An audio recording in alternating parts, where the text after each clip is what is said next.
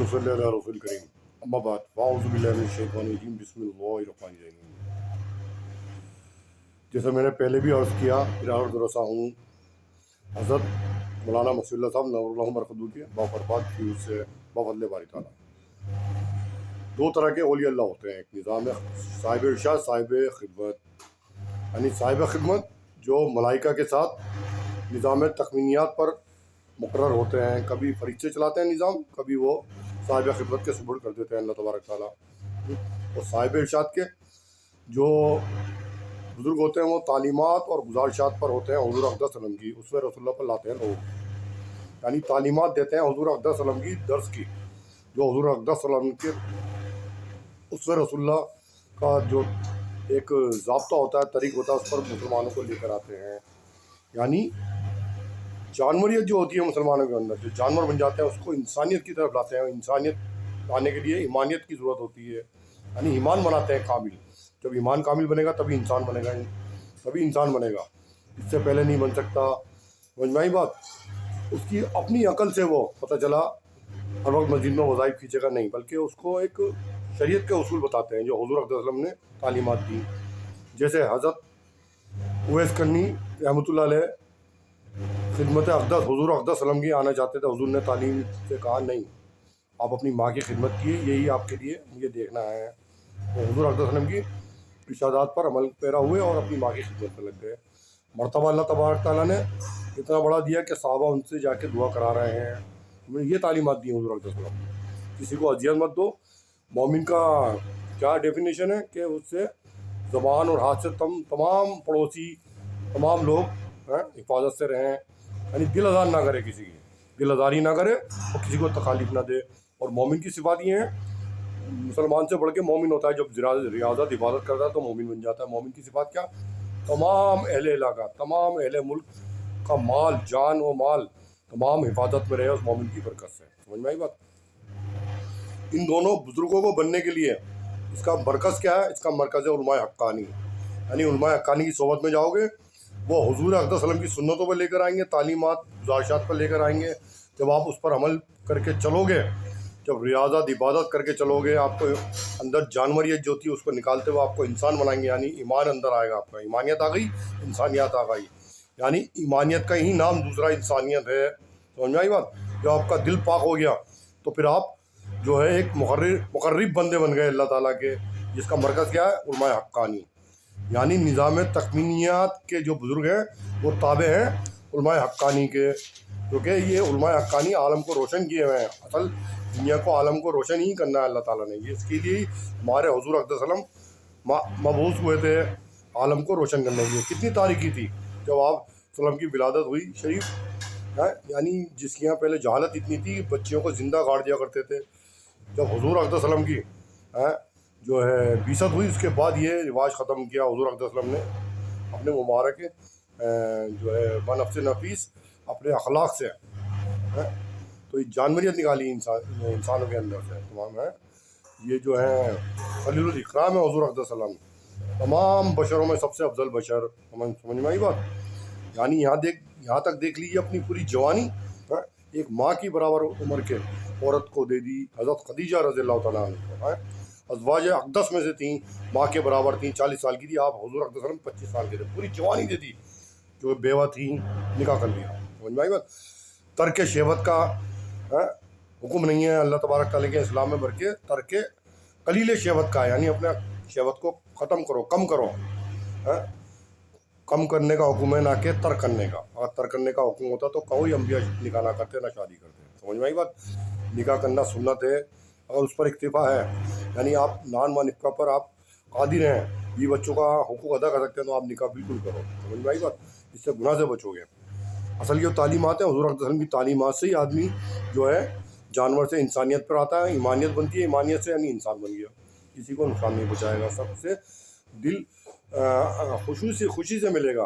और अक्ल सलीम है ये बात में कि बग़ैर किसी उलमाए हक्कानी के आदमी बन नहीं सकता। ये कारखाने है, मरकज़ है, यहाँ जाके बनेगा। फैसला फिर अल्लाह के हाथ में होता है कि उसे निज़ाम तखमीनिया का बुज़ुर्ग बनाना है या साहिब इरशाद बनाना है, यानी साहिब खिदमत की काम सुपुर्द करना है या साहिब इरशाद के। लेकिन मरकज़ क्या है? मरकज़ यही है उलमाए हक्कानी की सोबत बाबरकत। समझ में आई बात? جو کہ حضور اقدس صلی اللہ علیہ وسلم خود بشر تھے اور عالم کو روشن کرنے آئے. چاند اور سورج کے مطلب جو تھے ایک مسل تھے، اور چاند اور سورج کے مسل تھے، اور اس کے اب جو ہے وہ کیا چراغ، یعنی روشنی چراغ، وہ اس کے مسل کون ہے؟ وہ علماء حقانی، یعنی علماء حقانی جو ہے نائب رسول ہیں. سمجھ میں آئی بات؟ یہ بمنزل چراغ کے ہیں جو عالم کو روشن کر رہے ہیں، تاریکی سے نکال رہے ہیں. تو اصل وجہ کیا ہے کہ جو صاحب خدمت ہوتے ہیں نا، جو نظام تقنینیات پر ہیں، ان پر احکام شریعت نہیں لگتی، یعنی وہ معذور ہیں. اللہ تعالیٰ ان سے باز پرس نہیں کریں گے احکام شریعت کی کہ تم نے کوئی سنت سے ہٹ کے کام کیوں کیا. لیکن صاحب ارشاد سے باز پرس ہوتی ہے، ہر کام سنت کے مطابق ہوگا. یعنی آپ سوئیں گے بھی تو سنت کے مطابق، نماز بھی پڑھیں گے تو مسجد میں ہر کام سنت کے مطابق عین شریعت پر. ان سے باز پرس نہیں ہوتی. جب ان کو یہ عہدہ دے دیا جاتا ہے نا، تو اللہ تبارک تعالیٰ ان کی عقل پر ایک وارد کر دیتے ہیں، یعنی عقل کو سلب کر لیتے ہیں. جب کام لینا ہوتا ہے تو عقل دے دیتے ہیں. وہ معذور ہوتے ہیں ایک طرح سے، لیکن ان کا کام کچھ اور ہی ہوتا ہے. تو یہ سارے میں نے دونوں بتا دیا آپ کو. کبھی اللہ تعالیٰ ان سے کام لے کے فرشتوں کو دیتے ہیں، فرشتوں سے لے کے ان کو دے دیتے ہیں. سمجھ میں آئی بات؟ یہ تمام عین شریعت ہے. اور عین شریعت کیا ہے؟ حضور اقدس صلی اللہ علیہ وسلم کی پوری سنت. خالی سنت یہ نہیں ہے کرتا لمبا پہن لیا، ٹوپی رکھ لی اور مسجد میں وظیفے کھینچ رہا ہو، بھی بچوں کو چھوڑ دیا، حقوق چھوڑ دیے، پڑوسیوں کے حقوق ادا کرنے چھوڑ دیے، ایک دوسرے کے دل آزار کر رہا ہو، دل آزاری کر رہا ہو. یہ سنت نہیں ہے. سنت میں تمام چیزیں آ گئیں. پڑوسی کے حقوق آ گئے، غیر مسلموں کے بھی حقوق آ گئے، اور مسافر کے بھی حقوق آ گئے. یعنی آپ جوان ہیں، کوئی لڑکی یا عورت کھڑی ہے تو آپ بیٹھے ہوئے مست ہو کے، صاحب میں کیوں دوں سیٹ؟ تو پکڑ ہو جائے گی. پکڑو. یہ ایک عورت کھڑی ہوئی تھی اور آپ بیٹھے ہوئے تھے، مرد ہو کے بیٹھے ہوئے، عورت کھڑی ہوئی ہے، آ جاؤ لائن پہ، جاؤ حساب دو اللہ تعالیٰ کا. کسی کی ٹرین میں سفر کر رہے ہیں بغیر ٹکٹ، پکڑ ہو جائے گی. بچے کو لے آ رہے ہیں، عمر ہے پوری، بالغ اور ٹکٹ لے رہے ہیں آدھا، پکڑ ہو جائے گی. یہ تمام انسانیت کے اندر ہے. مہنگائی بات، اس کا لحاظ رکھنا پڑتا ہے اور مستحبات کا عمل کرنا پڑے گا. یعنی نوافل بھی پڑھنے پڑیں گے، ذکر و اذکار بھی کرنا پڑے گا. یہ عشق کا تقاضا ہے. سمجھ میں آئی؟ ہم ہیں اجرت پہ نہیں، ہم غلام ہیں. اجرت کا کام ہے، جو اجرت پہ ہوتا ہے ان کا کام ہے صرف ڈیوٹی پوری کرنا، 8 گھنٹے کام کرنا. اس کے علاوہ اگر کام ہوگا تو اوور ٹائم لیتا ہے وہ. ہمیں غلام اپنی مرضی سے سارے کام کریں گے. ہم غلام کا کام ہے، اجرت کا نہیں. اجرت کا کام الگ ہوتا ہے، وہ اجیر پر ہوتا ہے. یعنی جو اجرت بھی، جو اجیر ہے اس کا کام الگ ہے. غلام کا کام تو ہر وقت جو ہے غلامیت کا ہے، کہ جو ہے میرا مالک سو رہا ہے اس کے بعد کھڑا رہوں، اس کو کوئی مکھی پریشان نہ کرے، اس کو کوئی گرمی تو نہیں لگ رہی. ایسے ہی مستحبات پر عمل کرنے سے اللہ تعالیٰ خوش ہوتے ہیں. یہ سبب بنتا ہے قرب کا اللہ تعالیٰ کی. اس لیے مستحبات پر عمل کرو، اس کو ناغہ نہ کرو. ناغہ تب یہ کوئی حقوق ہیں کوئی مطلب جو ہے مہمان آ گئے، کوئی مطلب مسافر ہیں آپ، تو وہاں پھر اس کا ترک حکم ہے. سمجھ میں آئی بات؟ جیسے نفل روزہ رکھ لیا آپ نے، کوئی مہمان آ گیا تو نفل روزہ توڑو اس کی خاطر. حضور اقدس صلی اللہ علیہ وسلم نے ایک جگہ تشریف فرماتے، کچھ مشروبات پی تو اس کا جو جھوٹا سیدھے ہاتھ پہ، دائیں ہاتھ پہ کوئی صحابی بیٹھے تھے، اس کو دیا، انہوں نے فوراً پی لیا. تبرک تھا حضور اقدس صلی اللہ علیہ وسلم کا. بعد میں کہا یا رسول اللہ میرا روزہ تھا لیکن میں آپ کا تبرک چھوڑنا نہیں چاہتا تھا، لیکن نفلی روزہ تھا. حضور اقدس محمد مصطفیٰ صلی اللہ علیہ وسلم نے فرمایا کوئی بات نہیں، کل رکھ لینا، نفلی روزہ توڑ سکتے ہیں. کیونکہ وہ تبرک تھا حضور اقدس صلی اللہ علیہ وسلم کا، وہ چھوڑنا نہیں چاہتے تھے. سمجھ میں آئی بات؟ مستحبات پر عمل کرو، نوافل اشراق چار، لیکن یہ اس کی پابندی کرو. اور یہ قرب بنتا ہے، سبب اللہ تعالیٰ کی قرب کا. یہ سبب ہے اللہ تعالیٰ کے قرب، اللہ تعالیٰ خوش ہوتے ہیں. یہ الگ سے آپ پیش کر رہے ہیں، اللہ تعالیٰ کو ایک نذرانہ پیش کر رہے ہیں، اپنی طرف سے ہدیہ پیش کر رہے ہیں. اور کسی بادشاہ کو بادشاہ خوش ہوگا میرے لیے یہ ہدیہ لایا اپنی استطاعت کے مطابق. بادشاہ کو ضرورت نہیں ہے، اتنا بڑا سلطنت کا بادشاہ، آپ اس کو کیا بھیج رہا ہو، لیکن ایک خوشی محسوس ہوتی ہے کہ میرے لیے کچھ لے کر آیا. یہ مستحبات ایک خوشی کا سبب ہے، آپ کی طرف سے ہدیہ ہیں جو آپ لے کے جا رہے ہیں. اور اسی وجہ سے اگر فرائض و واجبات میں کمی ہوتی ہے تو یہ پورا کر دیتے ہیں. اس میں ترک نہیں کرنا چاہیے، ان کو ترک نہیں کرنا چاہیے. بس چھوٹ جائیں تو دوسرے ٹائم پڑھ لو.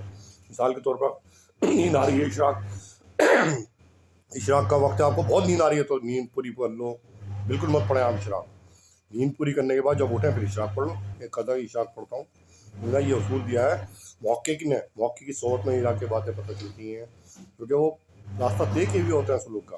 کہاں پر تلاوت قرآن چھڑوانی ہے، کہاں ذکر اذکار چھڑوانا ہے، کہاں نوافل چھڑوانا ہے، وہ جانتے ہیں، وہ بہتر جانتے ہیں. اس لیے بغیر محقق کے آپ راستہ طے نہیں کر سکتے. لیکن حضرت اشرف علی تھانوی رحمۃ اللہ نے فرما دیا ایک وقت ایسا آئے گا کہ محقق نہیں ملیں گے، ڈھونڈنے سے بھی اولیاء اللہ. تو پھر ان کا بدل پوچھا مریدین نے، ان کا بدل کیا ہے؟ ان کا بدل یہ ہے کہ ان کی کتب کا مطالعہ کیا جائے اور پھر وہ آپ اس پر کمر بستہ ہو کے عمل کریں. انشاءاللہ تعالیٰ اللہ تعالیٰ اپنا قرب دے دیں گے. جیسا زمانہ ہوتا ہے ویسے زمانے کے حساب سے فتاوے جاری ہو جاتے ہیں، اصول جاری ہوتے ہیں اور اللہ تعالیٰ کے احکام جاری ہوتے ہیں. سمجھ میں آئی بات؟ اور اس کا بدل کیا ہے؟ حضرت تھانوی رحمۃ اللہ کی کتب کا وہ اس کی شکل دے دی حضرت مفتی اعظم جو ہے حضرت جسے کہتے ہیں حضرت مفتی تقی صاحب، تقی عثمانی صاحب دامن برکاتہم عالیہ نے اصلاحی خطبات کی شکل دے دی. وہ سہل ہے، مطلب تھانوی نوزل نے کتابیں لکھی ہیں تھوڑی مشکل ہیں، وہ علماء کرام کے لیے ہیں. تو اصل جو کتابیں اب آ گئی ہیں سہل، جو حضرت مفتی تقی صاحب دامن برکاتہم عالیہ نے لکھی اصلاحی خطبات، تمام اس میں تصوف معارف حقائق اور سلوک کے اور تمام شریعت کے جو ہیں بزرگوں سے حوالے دیے ہوئے ہیں، اور اس کا انہوں نے اس کا ذکر کیا بزرگ سلف صالحین کے بزرگوں کا. اس کا مطالعہ کریں ہم، سمجھ میں آئی بات، اس پر عمل پیرا ہو کے چلیں. انشاءاللہ تعالیٰ اللہ کا قرب مل گیا، اللہ کی رضا مل گئی تو سب کچھ مل گیا، مقصود حاصل ہو گیا آپ کو. اور اللہ تعالیٰ کا مقصود حاصل نہیں ہوا دنیا میں، رضا نہیں ملی تو بیکار ہے، خسارہ یہاں بھی اور آخرت میں. اللہ تعالیٰ تمام امت مسلمہ کو، اس ناکاروں کو گن در گن کو اس بات پر عمل پیرا ہونے کی توفیق آزانی سے نوازے، اور کمر بستہ ہو کے اس بات پر عمل پیرا ہونے کی توفیق آزانی سے نوازے. میرے اہل و عیال کو بھی، تمام غیروں کو بھی، اور ایک ہمارے اندر جو جانوریت ہے وہ نکل کے انسانیت پر آئیں، ایمانیت پر آئیں. آمین ثم آمین. واخر دعوانا الحمدللہ رب العالمین.